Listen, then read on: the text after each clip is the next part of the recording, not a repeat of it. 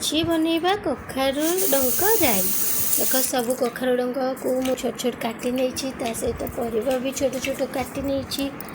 देखु परिवा सब छोट साइज काटी ने पत्र को मध्य सब छोट छोट साइज काटी ने मसला ने जीरा सोरिष सुखिला लंका आउ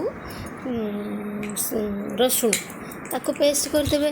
तापर कढ़ाई बसैबे सोरिष तेल अल्प किछि नेबे पंच फुटण सुखिला लंका आउ पियाज देदेवे। तापर परिवा को टिके हल्का से फ्राए करदे। फ्राए कर सारा पर लुण हलदी लंका गुंड आउ पेस्ट होता मसला को देदेवे।